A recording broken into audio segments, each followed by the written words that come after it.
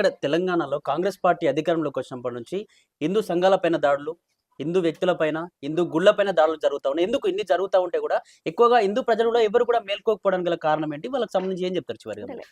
హిందూ ప్రజలు మేలుకోవట్లేదని నేను అననండి. హిందూ ప్రజలు ఎలా అంటే జనరల్ గా కూడా ఇందాక నేను చెప్పినట్టుగా హ్మ్. ఎవరన్నా తప్పు చేస్తే వాళ్ళని శిక్షించాలి అన్న ఉద్దేశము గాని ఏమి కానీ ఉండదు వాళ్ళకి. హ్మ్. ఏమన్నా ఉంటే అరే పోనీలే వాడ కర్మన వాడు పోతాడు, ఇయాల కాకపోతే రేపన్న వాడికి ఏదో ఒకటి అయితదిలే అన్నట్టు వదిలేస్తాం మనం. హ్మ్.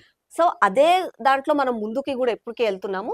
అందరూ కూడా ఆలోచిస్తున్నారు. తప్పు ఏమన్నా ఉంటే ఇంతకు ముందు కంటే ఇప్పుడు చాలా మంది అడుగుతున్నారు, ప్రశ్నిస్తున్నారు, దూరం పెడుతున్నారు అలాంటి వాటిని. హ్మ్. ఇంకా కూడా మేలుకోవాలి. అందరం కూడా ఒకటి అవ్వాలి. అందరూ ఒకటి అవ్వాలి అనంటే దాన్ని ఏదో మీరు కమ్యూనల్ గా మాట్లాడతారు అని అంటారు. హ్మ్. అందరూ ఒకటి అవ్వాలి అనంటే నేను కేవలం ఏదో శ్రీరాముడిని పూజేసే వాళ్ళు ఒకరవ్వాలని నేను అనట్లేదు. హ్మ్. ధర్మంని పాటించే వాళ్ళు, హ్మ్. ధర్మం అంటే ఏంటో తెలిసే వాళ్ళు ప్రతి ఒక్కరు కూడా ఒకటి కావాలి. హ్మ్. ఈ రోజు మనం యుక్రెయిన్ లోనే చూస్తున్నాం, బంగ్లాదేశ్ లో చూస్తున్నాం, శ్రీలంకలో, పక్కనున్న పాకిస్తాన్, నిన్నగాక మొన్న వెనిజులాలో. హ్మ్. ఇవన్నీ ఎందుకు జరుగుతున్నాయి అనంటే హ్మ్. అందరం ఒకటిగా లేము. హ్మ్. మనలో మనకే గొడవలు అవుతున్నాయి కాబట్టి వేరే వాడు ఎవడో వచ్చి మధ్యలో వస్తున్నాడు అందులో. హ్మ్. అట్లా వేరే వాళ్ళని ఎవరిని రానివ్వద్దు అంటే మనం అందరం ఒకటిగా ఉండాలి.